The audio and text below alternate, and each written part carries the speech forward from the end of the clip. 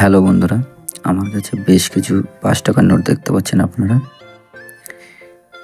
এই ধরনের ট্র্যাক্টর মার্কা ৫ টাকার নোট সম্পর্কে প্রচুর পরিমাণে ভিডিও পাবেন আপনারা, যেখানে বলবে আপনার কাছে একটি ৫ টাকার ট্র্যাক্টর মার্কা নোট থাকলে আপনি পাবেন লক্ষ লক্ষ টাকা। প্রচুর পরিমাণে ভুল ভিডিও বাজারে প্রচলিত রয়েছে। এই ৫ টাকার নোট সম্পর্কে আমাদের মধ্যে প্রচুর ভুল ধারণা রয়েছে। এই ৫ টাকার নোট কি দামি? হ্যাঁ, এর মধ্যে দাম রয়েছে, কিন্তু সব নোট কিন্তু দামি নয়। আমার কাছে ৩ ধরনের ৫ টাকার নোট দেখতে পাচ্ছেন। এই যে দুটো, এই দুটো এবং এই দুটো। আমি ৩টে ভাগে ভাগ করে রেখেছি। এই দুটোর সঙ্গে এই দুটোর কিন্তু আপনারা মেজর পার্থক্য দেখতে পাচ্ছেন, আপনারা বুঝতে পারছেন। দুটো নোটই কিন্তু আলাদা আলাদা রকমের, কিন্তু এই দুটো নোটের সঙ্গে এই দুটো নোটের কিন্তু কোনো পার্থক্য আপনারা পাচ্ছেন না।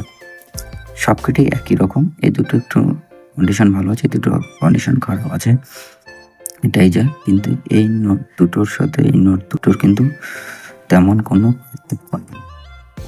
কিন্তু পার্থক্য নেই, অবশ্যই আছে। আপনি একটু ভালো করে লক্ষ্য করুন তো, দেখি আপনারা বুঝতে পারেন নাকি এর মধ্যে কী পার্থক্য রয়েছে।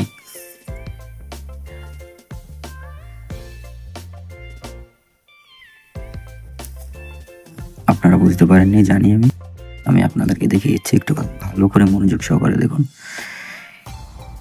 এই নোটের নিচে দেখুন কোনো সাল নেই, কিন্তু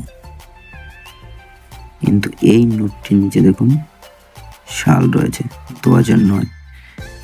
দ্বিতীয় নোটটি দেখুন, এর নিচে কিন্তু সাল রয়েছে 2010। এই নোটের নিচে দেখুন কোনো প্রকারের সাল কিন্তু নেই, কোনো প্রকার সাল কিন্তু দেওয়া নেই। এই দুটো নোটের নিচে কিন্তু সাল দেওয়া আছে।